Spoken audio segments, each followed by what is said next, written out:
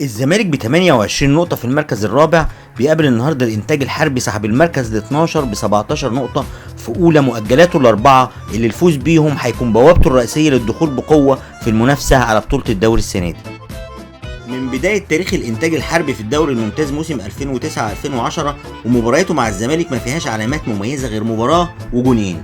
المباراة هي مباراة الدور الثاني موسم 2015-2016 اللي كانت أول مباراة في تاريخ الدوري المصري بأربع نقط.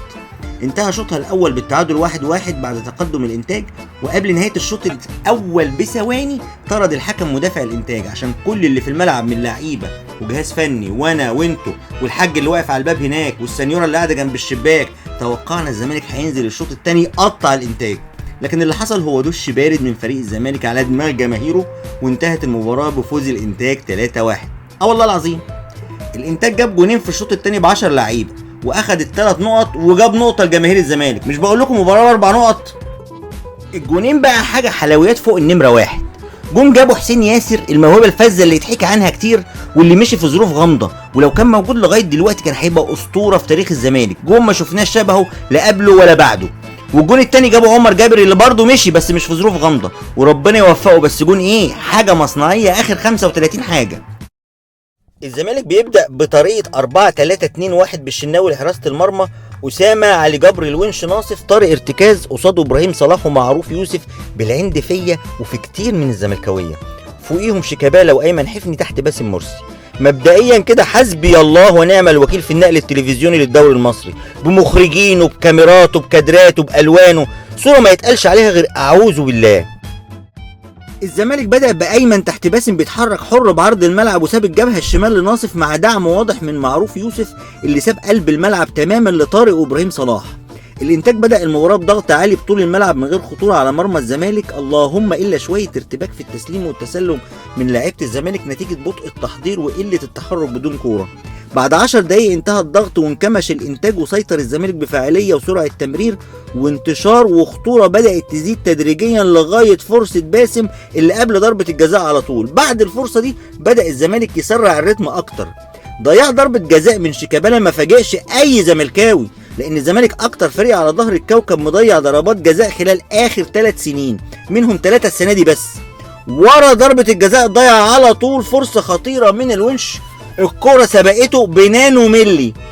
بعد البلانت تحس فيه تسرع وعصبية وصربعة في أداء الزمالك، وتدريجيا عمت السكينة والهدوء أرض الملعب، وواضح إن الزمالك منتظر الشوط التاني.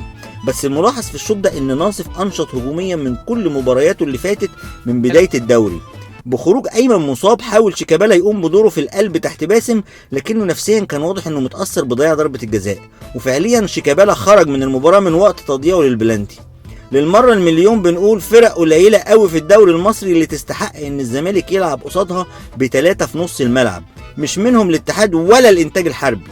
مع المصري ممكن، مع المقصة جايز، مع الاهلي ماشي، بس خلاص مفيش حد تاني يبقى ليه الفلسفة واخسر مهاجم في التلت الهجومي لحساب لاعب خط وسط مدافع وبدون ذكر اسماء معروف يوسف.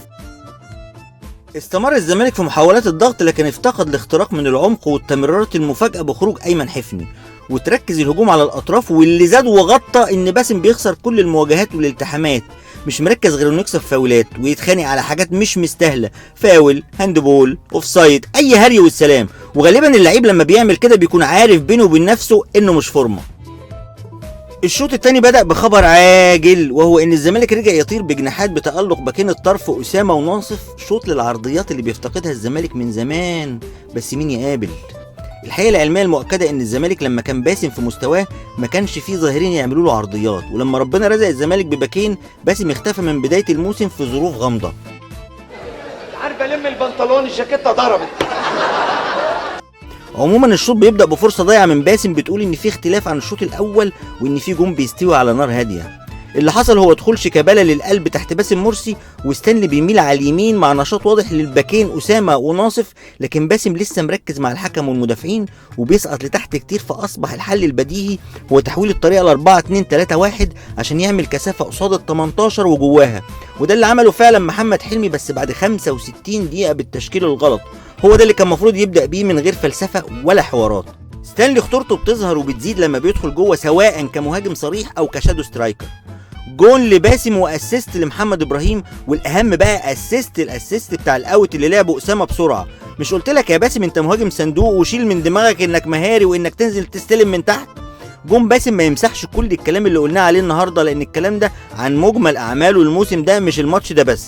قبل نهايه المباراه ماسوره انذارات متعمده ضربت في الملعب في اطار مهرجان الانذار للجميع، نتج عنها غياب علي جبر والونش وطارق ودونجا وفوق البيعة ايمن المصاب عن مباراة الشرقية استعدادا ليوم 29 ديسمبر المنتظر.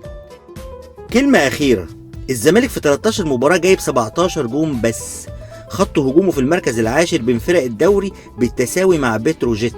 لسه في 3 ماتشات مؤجلة، بس الجواب بيبان من عنوانه. مش كده ولا ايه؟